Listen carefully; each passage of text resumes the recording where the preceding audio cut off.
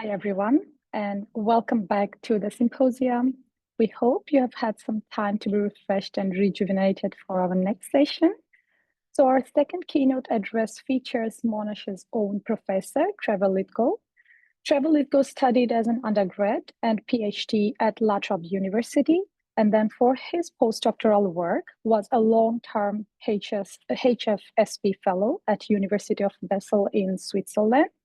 Trevor was a T&R academic at University of Melbourne from the year of 1998 to 2008, and was then recruited to Monash University as an ARC Federation Fellow from 2008 to 2030, and then ARC Laureate Fellow from the year of 2014 to 2019.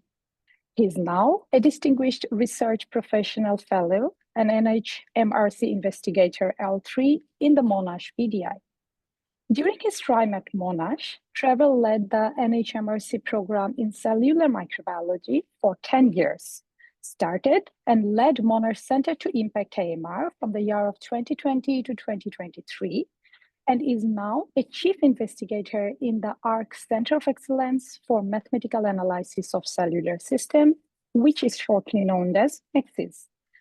For today's talk, Trevor's talk is titled as Genomics and Microbiology, starting to understand how AMR phenotypes arise in our environment. I would invite Trevor now to share his screen and give us his talk. Thank you.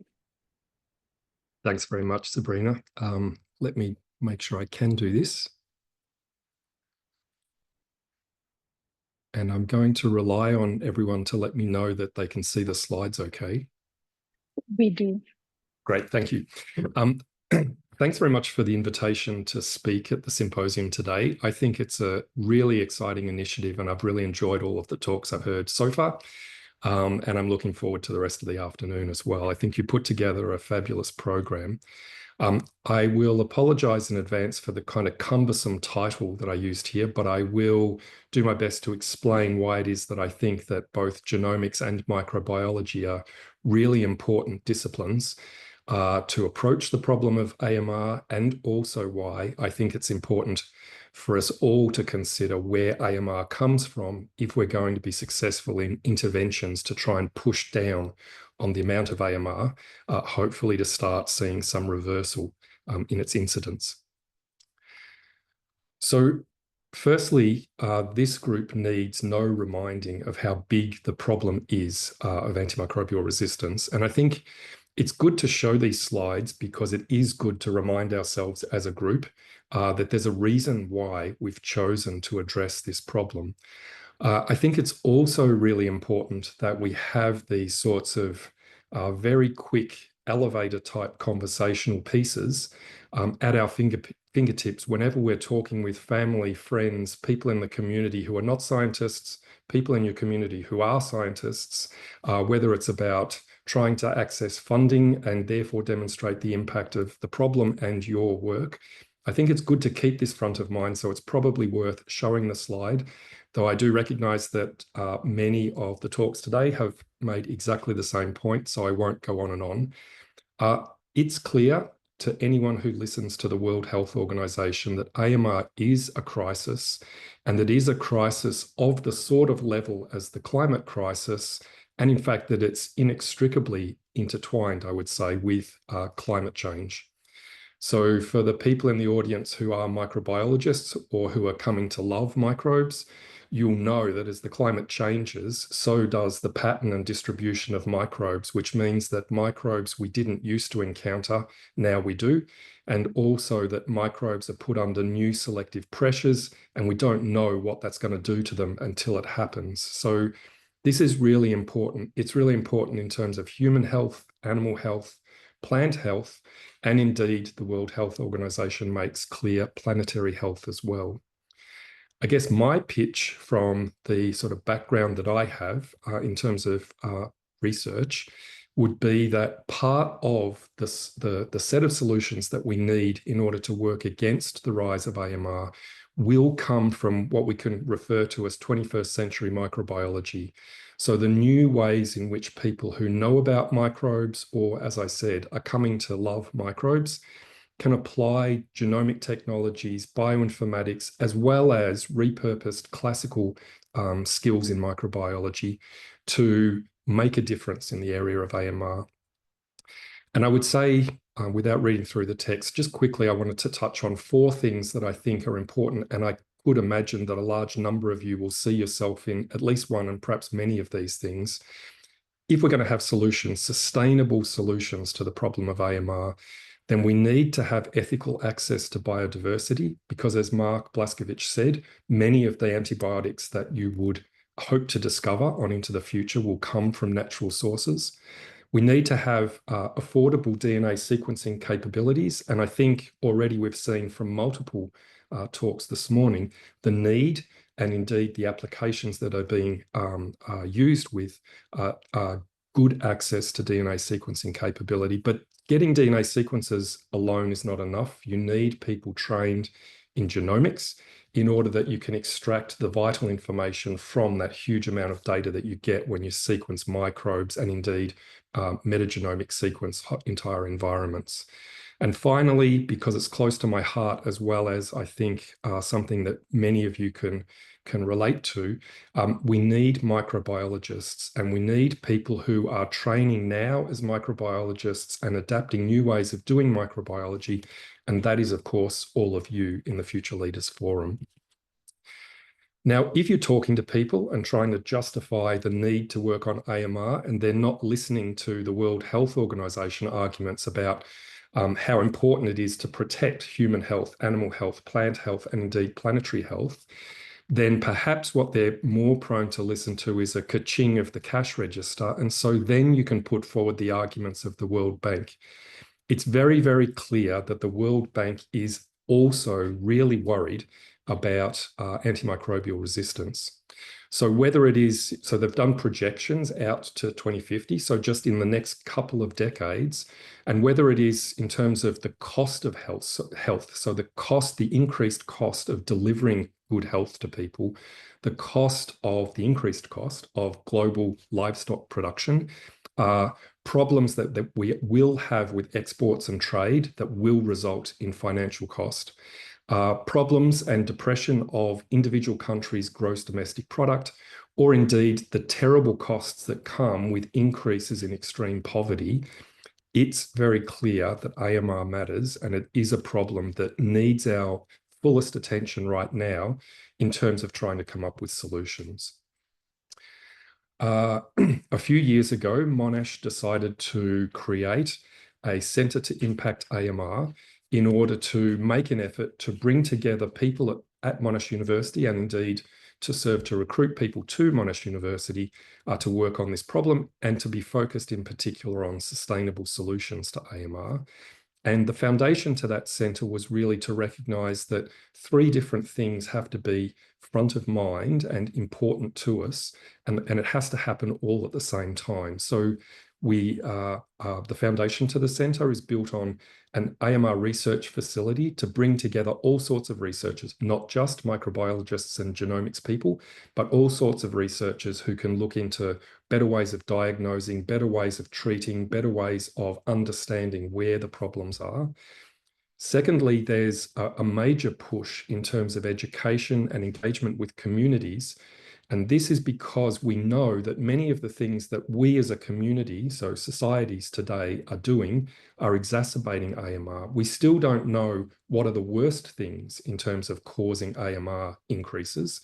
But we do know, for example, in Australia, that there's a vast increase now in the number and types of antimicrobials that go into our soaps and detergents. And they, of course, get washed down the sink and into our environment. And they then serve as selective pressure on the microbes that are in our guts and on our skin. And so they matter a lot.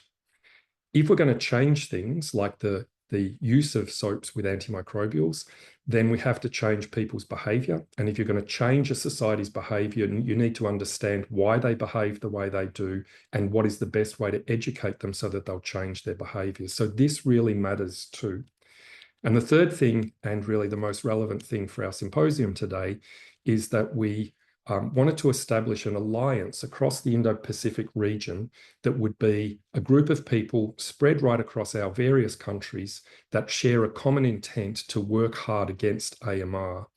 And I would say that the biggest outcome of that alliance, which took several years of talking to different people in different institutes in different countries in a sort of getting to know you phase, I think the biggest outcome of that alliance was this forum of future leaders against AMR. And I would really encourage all of you who are here and part of the Future Leaders Forum now to continue to interact with people across borders, to continue to build your network of peers, because these are the people not only who might be useful in projects that you're currently working on in your current labs, but they will, of course, be the people who will be your collaborators and contacts as you grow your careers further forwards to being much more old like me. I wanted to make one more point, which some of you may not yet be aware of, but I think most people are, and that is that this alliance for our region, the Indo-Pacific region, I think it matters, and there's two pieces of evidence as to why it matters a lot. The first one is that it's a real shame, and something that we really have to change. In our region, we have the countries which in the world are least affected by AMR in terms of deaths and also cost to quality of life. And we also have countries which are in the worst category, so most affected by the problems of AMR, and that's just not right. So in terms of equity and in terms of how we should behave in terms of a region and neighboring countries, it's really important that we share our knowledge to make sure that we can get a better outcome for all of the countries in the region. That's something we need to change, and I believe we can change. And as a second point of evidence to why you matter so much, the Indo-Pacific Alliance, and so therefore all of you, are members now of the Quadripartite Joint Secretariat on AMR, which is a joint operation run by the UN, the United Nations, and the World Health Organization. So there are many, many ways that are sort of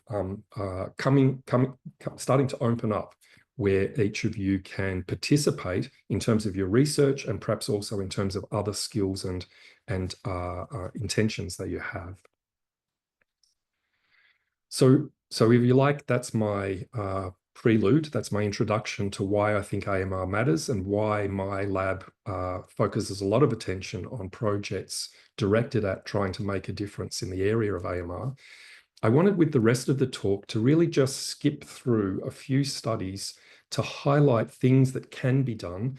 And I've deliberately chosen these studies because I think some of them could be instructional for the sorts of things you might want to apply in your own projects.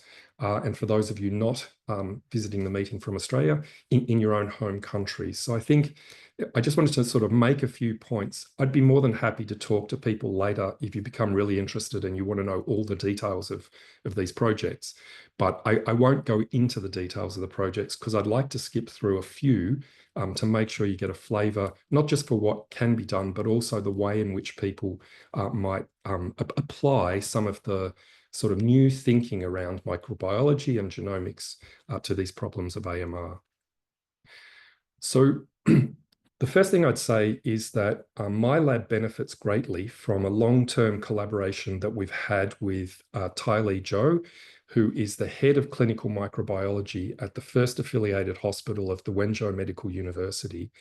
This is a fabulous collaboration that was established with assistance from my colleague, Yu Q, who was a student in Wenzhou at the medical university and who then came to Australia, did his PhD, did some postdoctoral work, some of it with me, and is now a colleague in the Monash BDI. And UQ made some introductions, and one of the introductions he made was to bring my lab and Ty-Lee's lab together. And this has been a long-standing collaboration, and I'll show you in the final slide of the pitch that we still have projects running today in the lab. So that's the happy news. I have a good collaboration, and people in my lab and her lab have benefited from that long-term collaboration. The very, very unhappy and very serious news is that because Ty-Lee's stewardship over the biobank collection of microbes that are isolated in this hospital has run back so many years. When we first started talking about this in 2017 as a serious concern, she showed me this table, which is the main thing that I'd like you to look at on the slide. In just whatever that is now, 15 years, over the course of 15 years, things have moved in this one hospital that takes care of perhaps 3 million people population of the city and the surrounds of that city, have moved from a point where they rarely saw people coming in with an infection caused by Klebsiella. This is what the data shows, just simply Klebsiella pneumoniae, or at least that species complex. From 2002, there were 3 infections where Klebsiella was seen to be causative, and all of them were drug sensitive. And so in all cases, the drug treatment of those people was successful and resolved the infection.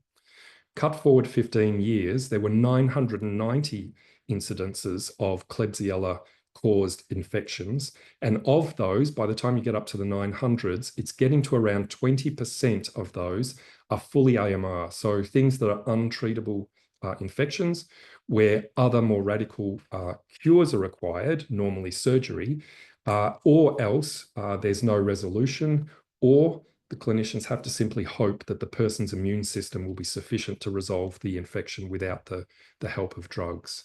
So this is a really short-term, huge boost in the level of AMR and also in the prevalence of this particular species complex, Klebsiella pneumoniae.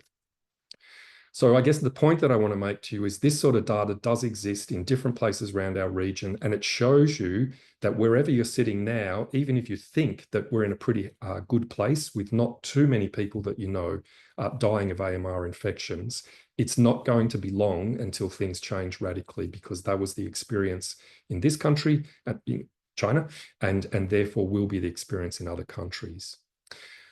So what we've been doing together with Ty Lee is sequencing the genomes of the bacteria that are in her collection, and then using the phylogenetic tree that you can see on the left-hand side of the slide here, we look at the relationships between the different Klebsiella. So there are 990 that popped up in that hospital in 2017. We want to know, are they all the same Klebsiella, i.e. a resident Klebsiella in the hospital that's infecting people after they come in? Or are they, in fact, 990 different Klebsiella that are being picked up by individual people out in the community? They brought them in with them, and in the course of their treatments in the hospital, they had infections caused by things that were normally part of their microbiome. And I have to say, the kind of terrifying news is that it's the second that seems to be true in almost all of the cases we've looked at.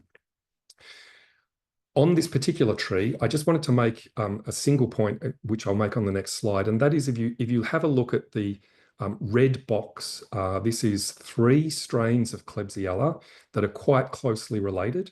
And so we did want to have a look at those in case those 3 strains were representing 3 patients sitting in the same ward and perhaps had been infected during that period of time with the same Klebsiella.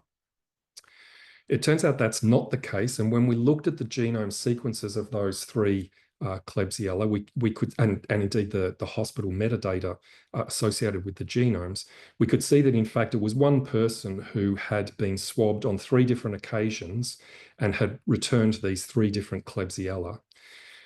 So what we do, using genomics skills and thinking like microbiologists, is to kind of focus and actually narrow our focus, perhaps sometimes too much, to have a look at why this was the case and what is the explanation. And it turns out that the person came into the hospital with what is a relatively prevalent Klebsiella from outside in the Wenzhou region, but it's drug sensitive, and so it's not causative in infections that can't be treated. That particular drug-sensitive Klebsiella then, during the rather long hospital stay, evolved inside this person to become, first of all, partially drug-resistant and then fully AMR and untreatable by any of the drugs that the clinicians had available to them. So it's a long-term stay, but of course, 90 days is not, it's not a lifetime, right? So the evolution that occurred in this person is the sort of thing you could imagine can occur relatively readily, not only in a sick person, but also in a well person if they manage to select for this sort of evolution to go on. Again, I won't go into the details, but just to make the point that we can, using our microbiological knowledge, then come up with a plausible scenario based on the genome sequences for what had happened in terms of the AMR phenotype. And what we know was that in the first step, when you go from drug sensitive to drug resistant Klebsiella, it was through an acquisition of a plasmid in this Klebsiella. And we could tell from another isolate taken from the same person at the earlier stage that that plasmid was already resident in a Pseudomonas. So possibly via an intermediate or possibly directly from the Pseudomonas, Klebsiella picked up a plasmid that gave it a drug efflux pump and made it partially drug resistant. And then the second step, which was the real whammy on this, was that a gene, a deletion was picked up in the gene encoding a porin, which is the entry point for these drugs. And once that gene had been made non-functional, there's no porin in the outer membrane, and so there's very little permeation of drugs into the bacterium. And then with an efflux pump to get all of it out, the bacterium is resistant, fully resistant to antibiotics. So I said, in this case, we sometimes use our sort of blinkers as scientists to think about just those three strains and wanting to work out what's going on in those three strains. But if we're really going to have an impact, and especially for clinicians who have to be in real time working with this sort of data to try and come up with new interventions and new strategies in the hospital to treat the patients, you can't really rely on scientists to find all of the clues that might be present in the data. And this is where I would say having people with genomic skills is really important, in addition to having people with microbiology skills. So this panel shown here is a similar sort of problem. In this case, it was a hospital in Pakistan rather than China. And in this case, it was led by two people, Hassan Ijaz, who is a clinician, but was doing his PhD. So he's a clinician in the hospital in China where the hospital in Pakistan where the data comes from, doing his PhD as part of our NHMRC program in cellular microbiology in Australia. And Ava Hines, who is a genomics specialist, who was working with Hassan to sift through the data and work out ways that they could use, sort of organize the data according to patient metadata, but also according to the phylogenetic context of the bacteria that are causing these infections. So I won't go through this except to say what it is that we found. If you have a look across in this big panel down the bottom with all the colored dots, across the top, you can see K. pneumoniae and K. quasi-pneumoniae. So these are Klebsiella isolates, and every one of those little black texts that you can't read is an individual Klebsiella isolate from an individual patient.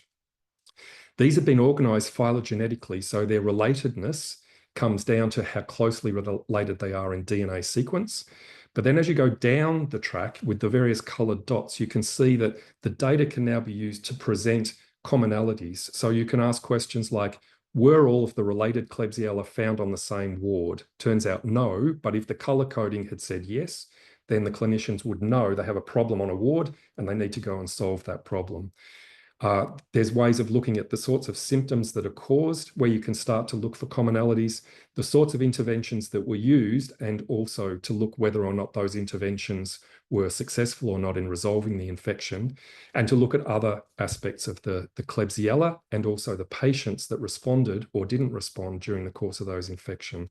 And this sort of data, this sort of organization of the data, is a great way to get maximum information from DNA sequencing data that's done, in this case, surveilling a hospital. I'll skip through this one because it's sort of saying the same thing, but in actual fact for a different reason and a happier reason, and that's why I wanted to put it in here to take the edge off the previous study. So this was work done in Wenzhou at the first affiliated hospital when an outbreak of a Klebsiella outbreak had been called by the hospital staff. There was a healthcare worker working in the ICU for neonates, so for tiny babies. And that healthcare worker came down with really strong symptoms and serious illness caused by a Klebsiella infection. And there was concern, naturally enough, that the babies who have, poorly formed immune systems and are already suffering from other things as a result of their early birth or their traumatic birth, that there was a real concern that things could get bad fast. And so an outbreak was called and the hospital went into the appropriate protocol for isolation and monitoring of all of the children. So we had access to the genome sequences from the stool samples taken from the baby. So the poo in their nappies is used in the clinical lab to culture up organisms that are present. And since it was a Klebsiella outbreak, we looked at the Klebsiella genomes. I would say, pretty great news that came out of this was, firstly, none of the babies had the Klebsiella that the healthcare worker had contracted. So whether that was contracted in the hospital or contracted outside, the babies, by the hospital's actions, had been saved. They'd been prevented from being infected by this Klebsiella. The Klebsiella that they had, in fact, was the same Klebsiella. So in terms of the phylogeny, you can see it's just a flat line. On a tree, it's a flat line because they're almost identical sequences. We can tell that about half of the babies were born vaginally and half by cesarean section. So there was no reason to think this Klebsiella came from their parents. It's almost certain, since the babies haven't been anywhere other than with their parents or in the hospital, it's almost certain that they did get colonized by something resident in the NICU. But what was good news about this is that Klebsiella is avirulent and is highly drug sensitive. So if you're going to be colonized by a Klebsiella, and all of us are, then this is the sort of Klebsiella that you want to carry around in your gut. So if you did get an infection caused by this, drugs will work, and it doesn't have any notable virulence factors. So it's not the sort of thing that's prone to causing diseases. The point that I'd like to make about the genomics, just because I love this, is that Laura, who led this project, was able to use genomics-based molecular clocks that are used for flu outbreaks, apply them to the bacteria here, and show that the babies, the actual changes that you could see in these tiny babies that are only present there, they've only been born a few days earlier, they're only present there for a very short period of time.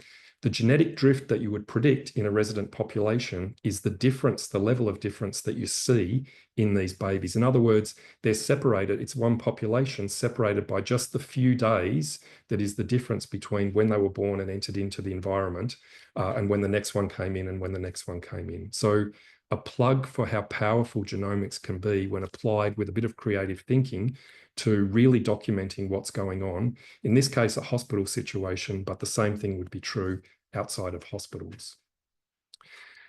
In another snapshot of how you can use genomics, and indeed in this case microbiology, to get a handle on AMR phenotypes, I mentioned with the case in China of the person who had an evolution of Klebsiella going on in their body during their stay in the hospital, that the final step in that evolution was the loss of the porin in the outer membrane of that Klebsiella, which then prevented drug entry into the Klebsiella. And you will have noted in multiple talks given this morning that similar sorts of things are seen in things like Pseudomonas and E. coli as well.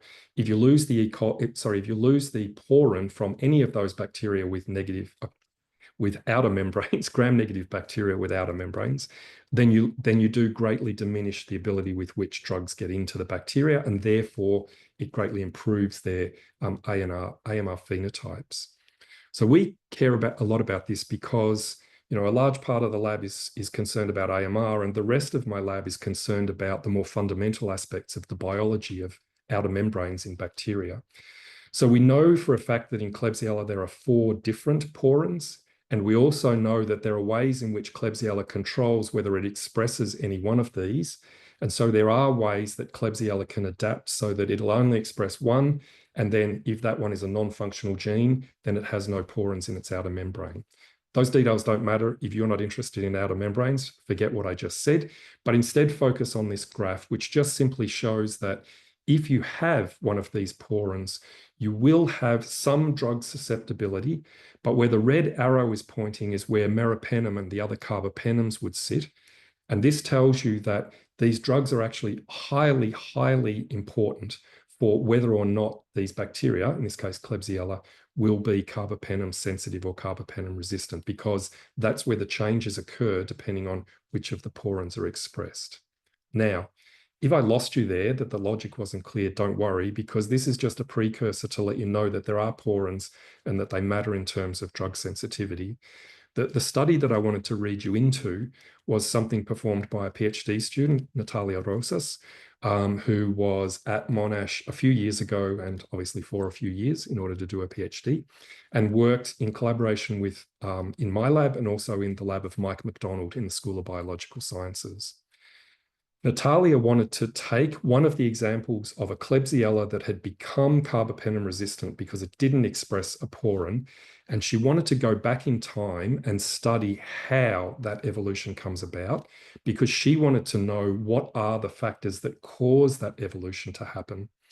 So this work, of course, has to be done in the lab. It can't be done in a patient. If you're going back in time, it doesn't work like that in our universe.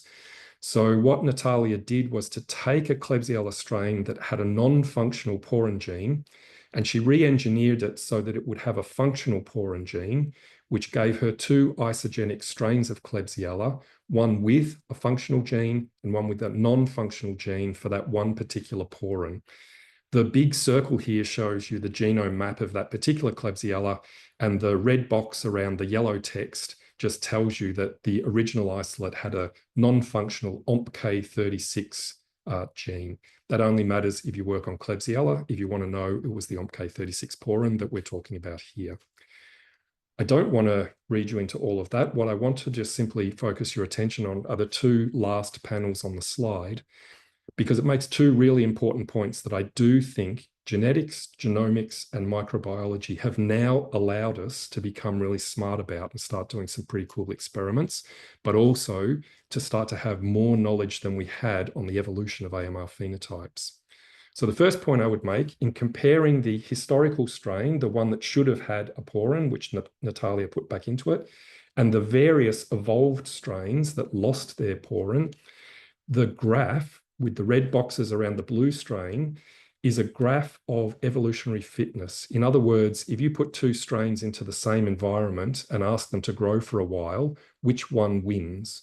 And the blue strains there are the drug-sensitive Klebsiella. They always win. So no matter what we do, in addition to knocking out a porin gene, the original strain that had a porin and was drug sensitive is much, much more fit in an evolutionary sense. And what that means then, and I think someone earlier made this same point, we have evolution on our side. Anything we do as an intervention to try and minimize AMR will in fact let drug sensitive strains grow through in that community or that environment. Now that's true if it's your gut for patients where you've got evolution going on. If you remove the things that are forcing them to evolve to be drug resistant, they will evolve back to be drug sensitive, because that's the more fit state for that species of bacteria. It's likewise true in any environment you care to imagine. Kind of hard to engineer, the wetlands of a country, but nonetheless, it would be true in any of the microcosms there, that if you start taking away the selective pressure for drug resistance, nature will win out. Evolution will move in a direction to suppress AMR phenotypes, because AMR phenotypes make you weak if you're Klebsiella or any other bacteria. So the second thing is just this last plot, and I just wanted to make one point here, and that is that we now have the technology and the sort of capability to be able to map the landscape that evolution moves over in order to get up into that red region, which represents the AMR phenotypes. Again, happy to talk to someone about the details later if you're interested. It is published work, but the point would be we can now start to predict the way that evolution will move. And I think with enough genomics as our starting point, and with enough mathematics and statistics in the way in which we analyze the data, we can really see some, I would say, some revolutions occurring in the next 10 years. So the last part of the talk, and I hope I'm not running over time, the last part of the talk is really quick, because I just want to really make one point, but with multiple projects, just to really reinforce the point. So one of the great things that's happened in my lab, and I'm sure this is true in multiple labs, but certainly in my lab, in the last 5 or so years, is that we've had a real influx of students from countries in our region who want to come to the lab to learn how to isolate phage and characterize phage, with a view to taking that knowledge back home, because of the slow moving increase in acceptance of phage therapy. So that's fantastic, because we have a great cohort of students who are highly motivated to work on projects and to learn great things. They achieve great things. They publish nice papers. But But what we've learned in this process are a couple of key features that I think we wouldn't have learned if we didn't have this big influx of people who are all working on similar sorts of projects from different angles. And so I want to try and explain that just with these last few slides. So firstly, to make a note that the phage that we isolate in my lab are isolated from around Melbourne. And here I would acknowledge the partnership that we have with the Wurundjeri Woi-wurrung people, whose traditional lands are the unceded lands on which the northern part of Melbourne was built, and the Bunurong people, whose traditional lands were the unceded lands on which the southern part of Melbourne was built. And so we do our work in looking for phage on waterways around Melbourne in partnership with the Wurundjeri people when we're working on Wurundjeri country, and with the Bunurong people when we're working on Bunurong country. And the photo album down the bottom is just to give you a sense that we have quite a lot of phage. That's a small portion of the phage that we have. They're all weird and wonderful to look at. So are their genome sequences, and so is some of their biology. So if we have this motivation to try and share phages around the region, then obviously we have to be able to post them to each other. We need to be able to, well, in this case, perhaps FedEx them to each other. If there's a hospital somewhere that needs phage and there's a place somewhere that's got a biobank of phage, you need travel. One of the things we stumbled on really early when we were thinking about this was something documented by Steph Lynch, who is a senior person in the Westmead node of Phage Australia. When she set up or at least coordinated a study together with multiple people in the other nodes to look at how stable phages are when you send them across Australia. So this is not across the region, this is just across one country. And just for those of you not in Australia, as a sense of scale, it takes about 1 hour for an aeroplane to fly from Sydney to Melbourne. So that's the scale we're looking at. In this study that Steph documented, there was a massive loss of phage activity just with that very short transportation step. So what we now know we need are phages that are much more stable than the average phage you might simply pull out because you think it looks good or because it gives some good results in a preclinical assessment.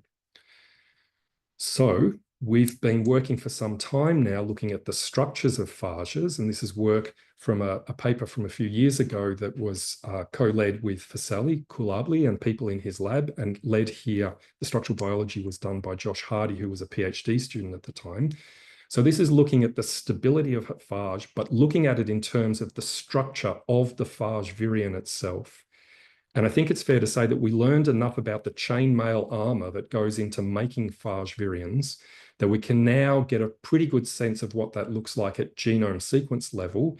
And our motivation now is to develop an AI tool that will be able to read in genome sequences a sort of armor class score for your phage to tell you whether it's tough or whether it's rather wimpy. And the wimpy one was an example of that, was what we showed in the previous study that Steph had written up.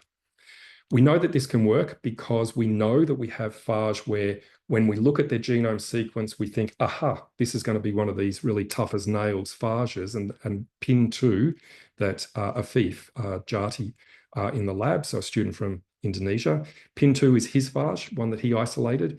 And poor Afif, but I think he'll thank me in the end, has been doing the same experiment for 12 months, trying to test whether or not his phage ever falls apart. And 12 months into the experiment, the answer is no, it does not. I also wanted to make the point, because picking up on something that was talked about earlier in the day, and that is to do with phage resistance. So we know, just like bacteria can become drug resistant, bacteria can also become phage resistant. And so we want to use our knowledge of microbiology and evolution in order to try and work out ways to sidestep this problem of phage resistance.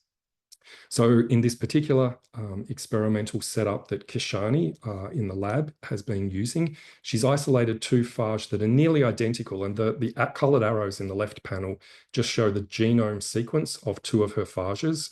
The colored arrows represent the various genes in the genome, and the black bars between the 2 phages represent 100% DNA sequence identity. So you can see there are some gaps, but it's largely identical phages that she has. And the real part of her project that's the most exciting part is not the isolation of the phages, but their characterization. And this shows a whole panel of mutants that she's been looking at with each of her phages to ask the question, which genes in the host, in this case E. coli, are responsible for phage sensitivity or phage resistance. And I don't want to go through it because it would take way too long, but the point here is just simply the colored bars. If the two phages had the same sort of resistance profile, all of those red bars, dark blue bars, and white bars would line up perfectly. And you can see there's a mismatch. Some of them are the same between the two phages, but some of them are very different. And this gives us a sense that if we put both of these phages into a cocktail and deliver it to a person, whereas the bacteria might start to evolve resistance to the one phage, it would still be hit by the other phage because it's different genes that you need to mutate in order to get a resistance phenotype. And I think that same point is made even stronger here because this is a complete study from Huan Chang, who was a master's student in Wenzhou, who came to Monash BDI to do her master's project. So she spent 12 months with us at Monash. And again, I won't go through the details, but happy to talk about it. The left-hand panels show the growth of Klebsiella, two highly virulent, highly drug-resistant Klebsiella strains that she looked at. The colors there, there's a control which is yellow, but the others are three phages that she isolated, and her strategy, I think, was a piece of sheer brilliance. It was to take one phage that kills Klebsiella, 2044, so 2044 is the original phage.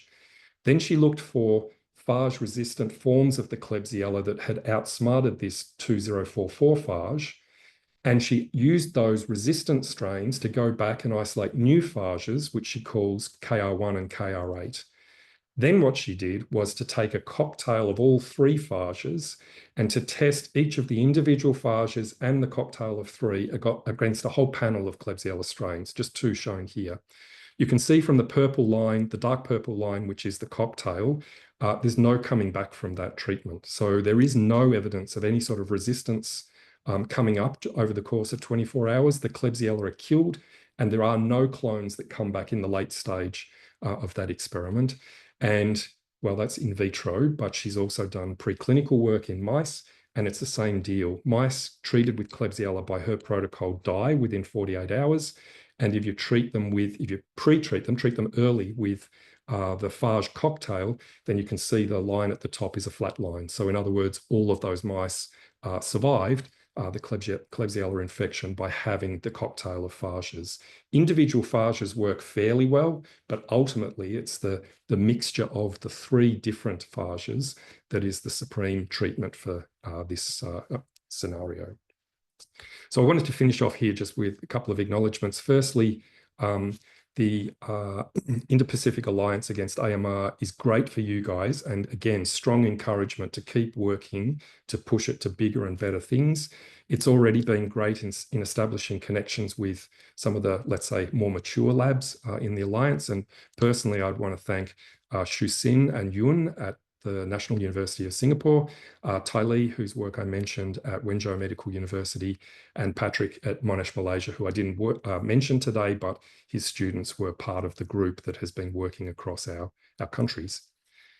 I also wanted to give my biggest thanks, I guess, to my lab. So I didn't give shout outs to those individual people, except in some very specific cases, but they're a brilliant group of people, and many of them are part of your forum, and probably, actually, I don't know if they came to listen to me, but I'm sure they came to listen to all the other speakers. I would also acknowledge again, I did acknowledge them formally earlier, but our partners, the Wurundjeri Woi-wurrung Traditional Owners Corporation and the Bunurong Land Councils. And I did want to specifically thank Callie Wires, Mike McDonald, Fasali Kulabli, and Stephanie Lynch, because I did talk about work that was really beautiful collaborative work that's been done between our various labs. So thanks very much again for the invitation to speak, and I'm very happy to have questions. And also, please feel free to contact me later if you'd like some more details on any of the things that I just rushed through in the course of the talk. Thank you. Thank you so much, Trevor, for illuminating how the AMR phenotype can arise in our environment and how best we can combat them. We will now move to the Q&A portion of this session, and I think we do have some interesting questions in the chat already. So I think the first is from Samriti. So she says, thanks for the amazing talk, Trevor. sorry. You mentioned that Klebsiella that were already present in the patient in the hospital from China acquired partial resistance from a plasmid. I was wondering about what were the origins of the plasmid? Did it get transmitted from any co-infection? Yeah, so maybe I wouldn't use the word co-infection here, but you're correct in what you're thinking. So what we saw in the patient at the stage where the Klebsiella clone in this patient did not have the plasmid, there was in that same patient sample a Pseudomonas clone that had that same plasmid. So we don't know if that then tells us that when we did the next swab and we saw the plasmid in the Klebsiella, we don't know if that was a direct transmission from the Pseudomonas to the Klebsiella, or perhaps transmission from the Pseudomonas to something else to the Klebsiella, or indeed if there might have been other bacteria there that were harboring the plasmid and that the Pseudomonas had simply picked it up at, from that original originator of the plasmid. This sort of connection, we don't know. We don't have the data to try and draw that line. That person, though, I would say at that early stage when they had Pseudomonas in their sample, they were not suffering the symptoms of a Pseudomonas infection. They'd gone into hospital for something completely different. So whether it was an infection by Pseudomonas and Klebsiella, or whether this is an example of a person who actually carries resident Pseudomonas and Klebsiella in, this is a lung sample, so a sputum sample. So whether this is a person that carries Pseudomonas and Klebsiella without symptoms as part of their, I mean, it's not a very nice microbiome to be carrying, but if it's not causing symptoms and causing disease, then it could be that that was the case. But you're also quite right that it could have been a co-infection in the sense that this was a Pseudomonas that the person picked up by inhaling it even after they went into the hospital. We just simply know at the time that the first patient sample was taken, they already had the Pseudomonas, they already had the Klebsiella, and the plasmid was in the Pseudomonas, but not in the Klebsiella. Okay, thank you. So we have the next question from Tor. So really interesting talk. Thanks, Trevor. As a leader in AMR, can you please share with us your experience in making connections between countries in our region and sharing knowledge, facilities, resources, etc.? Yeah, that almost sounds like another seminar, but I think it's a fantastic question and it's really, really pertinent. I would, in fact, encourage you guys when you're meeting up together, either in the social sessions later in the symposium or indeed subsequently to today, that this is a really important thing to explore. You can imagine already, no matter what stage of your career you're at, you could imagine already that you could in fact spend all of your time networking and you would never network enough, right? So it's a never ending sort of thing, finding interesting people to talk to about interesting things that goes on and on forever. So I think To's question, sort of trying to cut to the gist of what is the best way to spend your time and what is the most perhaps efficient use of your time in networking is a really important thing. I can give you the example of how we went about building this alliance or starting this alliance, this Indo-Pacific AMR alliance against AMR. It's not an alliance of people who like AMR, it's an alliance of people who don't like AMR. So the starting point there was probably quite similar to other sorts of networking that you would do if it's not in a conference. So in a conference, networking is about, just finding the courage to go up to an interesting person and saying, I would like to talk to you about your work, or I have a project and I hope you'd be interested in it. I'd like to talk to you about it. Or if you're really good at this sort of stuff, offering to buy them a cup of tea or coffee so that you can have them for 10 minutes just to have a bit of a chat.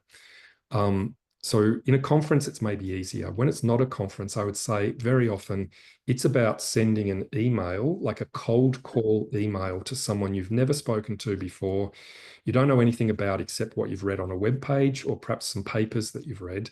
But if you've got a reason for this, it's not I want stuff and I'm writing to you because I want you to do stuff for me. If it is sending an email that's saying, I think we might have shared interests, and I'd really like the opportunity to find some time to discuss with you about our shared interests. Possibly you can be helpful to problems we have here in my country, and I can be helpful to you for things that are a problem in your country. I think that sort of reaching out to people works pretty well. So it's not about, it's very hard to cold call someone if you need, a job or something else where it's like, I want a job and I want you to work for me to get me a job. That's hard. And often you won't get a a friendly response perhaps. But I think if the idea, which in this case it is, it's about sharing things that we have access to, so like resources. It's about sharing ideas. It's about sharing capabilities. Maybe even it's about at some time in the future sharing, having people come backwards and forwards from one place to the other. I found, my experience of this was that the emails were pretty well received. And for all of the people we wrote to, they either had a very polite and pleasant, I'm just terribly busy right now and I can't possibly do this, but it sounds like a great idea. And so you don't feel so bad about writing the email if you get such a pleasant response. And many times it was, yes, this sounds like a great thing. I do want to find time. How about a Zoom meeting next week?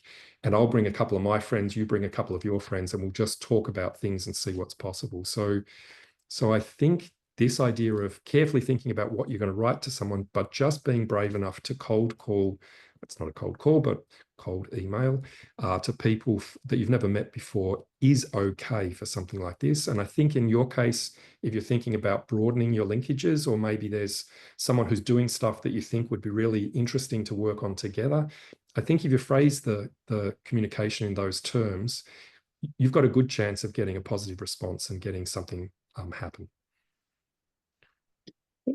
Saham says, fantastic talk, Trevor. I have compensatory mutations which retain the antibiotic resistance and restore the fitness being detected in Klebsiella. And has it been predicted to occur genomically? Sorry, I missed the last part. Sabrina, could you, the last sentence of that? So the last sentence was, has it been predicted to occur genomically? I see. Sorry, thank you. It's just there was crackle on the line and I just missed. So firstly, I'm not surprised that there will sometimes be cases where there'll be a mutation which will restore fitness, so help the cells to grow better, but might still keep the drug resistance phenotype part, because these are complex phenotypes, multiple genes are contributing to them. So you will sometimes get a segregation. I would still say that if you measure at least I'm saying this not because I'm an ardent follower of evolution, but because this was our experience in what we looked at in Natalia's project, and also the experience that I understand from other projects in the McDonald lab. I would say that if you carefully measure fitness, so relative fitness measurements, as opposed to just now it can grow a bit faster in a growth curve, then you'll find that you didn't restore fitness to the full capacity. So it's not that you can't do that, you could do that. But I think very often when we're looking at something that perhaps is struggling to grow and it's drug resistant, and then we grow it for long enough and we see that it starts to grow faster and we think, oh, we've restored fitness. But actually, if you made it grow against something that is isogenic and drug sensitive, you would see that the population, one population dominates the other, and you will get obliteration of the drug resistant clone. So that would be the first thing I would say. Just be careful in the experiment you did that led you to the conclusion that you've restored fitness. Having said that, it's of course possible that you can restore, everything's possible in biology. So I don't doubt that you have actually been able to do this. I think that the question, if I did understand now what you asked, I hope I understand the meaning of it. So it doesn't always have to be genomic. In other words, it doesn't always have to be something you can clearly read from looking at disrupted genes. For people who are perhaps less familiar with genomics, so when we say that something's got a mutation, we're usually talking about either insertions and deletions which would tell us that the gene is now non-functional, or we might be talking about a single nucleotide change that caused a stop codon or something else to happen that makes it impossible to imagine that the protein is functional. We normally don't concern ourselves so much with silent mutations in the genome. So we would then conclude, there's no changes in the gene because I didn't see insertions, deletions, or stop codons where they shouldn't be. But we know, for example, that RNAs matter a lot in terms of functionality. And so you can get changes in the genome that don't affect the apparent protein sequences. So you would think they haven't done anything in that respect. But if you change the secondary structure of a controlling RNA, so something that either causes lots of translation or causes not so much translation, that'll also have an impact on phenotype, right? Because in the end, fitness is about phenotype and drug resistance is about phenotype and genomics is about genotype by definition. So I think it's important to really work your way through. But again, I'm sort of giving you all the reasons why I guess if I was supervising the project, I might get you to look really carefully at it. But I do totally accept the idea that there could be some circumstances where you can restore fitness, even though you can keep your drug sensitivity. I just think that means we need a better intervention in the case of that sort of Klebsiella, that specific case that's going to be able to evolve to be drug resistant and be also rather fit.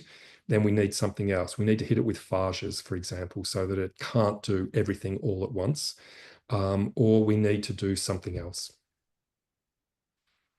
We have another question. So Abhinav says, once the phages are trained on phage-resistant KP strains, did you identify which part of the phage genomes have largest modifications?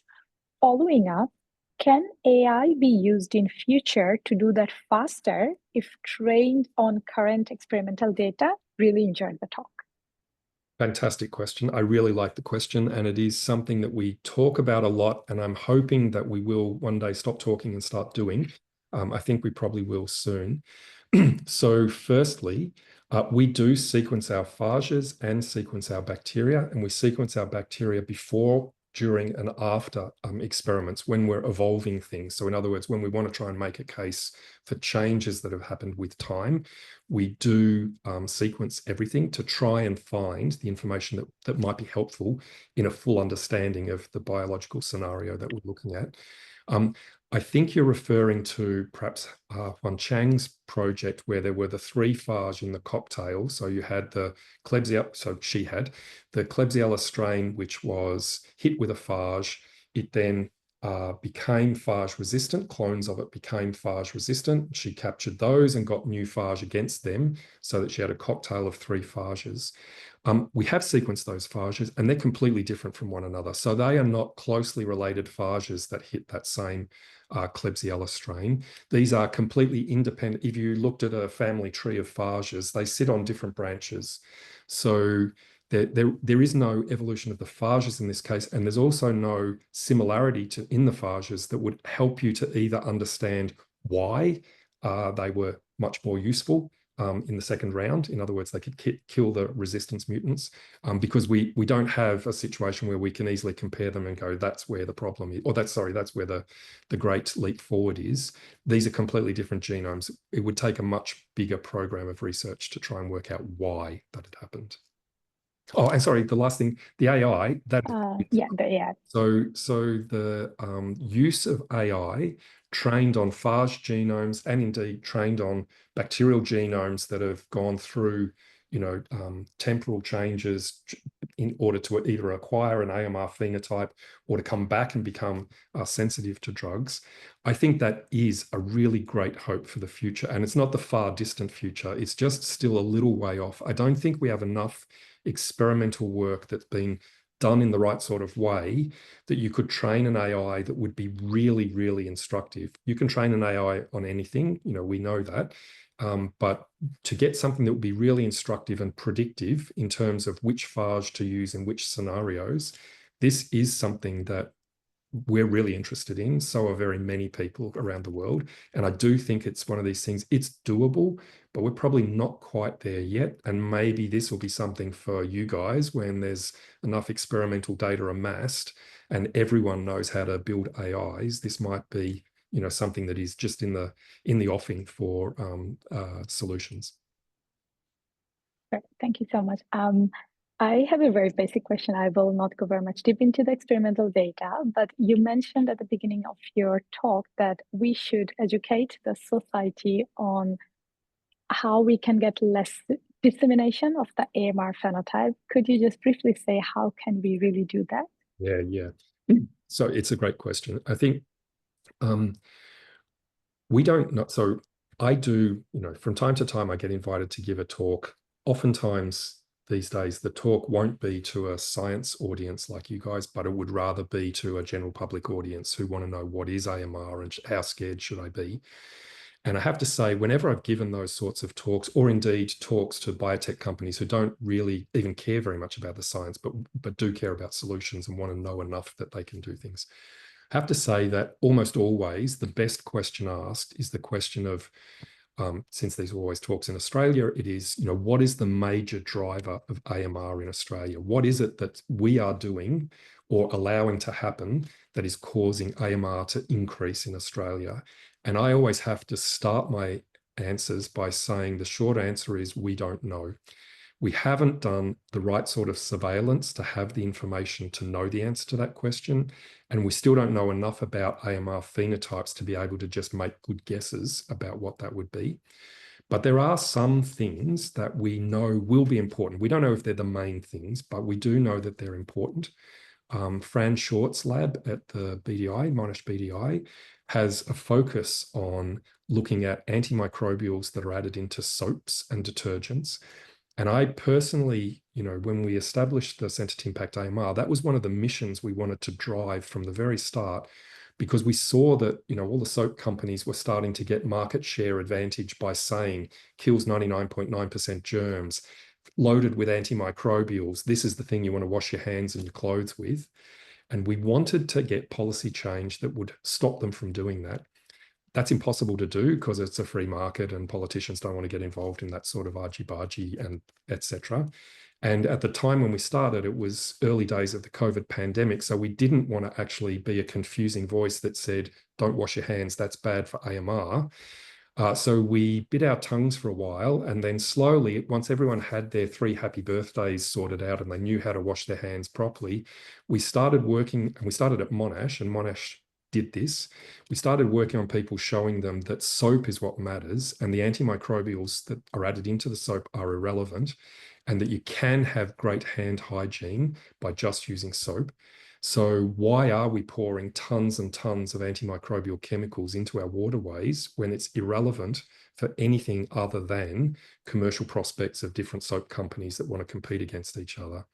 So I think what Fran's done that's brilliant is to start to bring the evidence into this argument that can make it incontrovertible. And then to answer your question, Sabrina, once there's some evidence that's something that the general public can swallow, then you just need someone who's a great ambassador, who won't be me and probably won't be Fran and likely won't be a scientist, but someone who can use that knowledge to say, we want everyone to stop buying soap with antimicrobials. So we don't need policy change, and we don't need to go and, sort of try and bully the companies into changing it. We just use the market and get people to vote with their feet in the supermarket, buy soaps that don't have antimicrobials. Very soon companies will start to see, well, this is where the advantage to the market is, and I'm only going to make these soaps that have aloe vera because it's soft to the touch, instead of antimicrobials because it kills 99% germs. So I think that's what we meant by education and trying to make an impact in society, because I think behavior changes are really important if we're going to change the way in which antimicrobial resistance starts outside of hospitals, so that we'll end up with less antimicrobial resistance coming into the hospitals, and therefore give a respite to the drugs. So the new drugs that come in will work better because there's less antimicrobial resistance to start with. And even some of the old drugs can come back online because we've gotten rid of some of the resistance that was in our society overall. Thank you. Thank you so much, Trevor, for sharing the groundbreaking research that was conducted in your lab and in collaboration with other labs. I would now like to pass to Dr. Rhys Dunstan and Dr. Tom Stanton for our next session.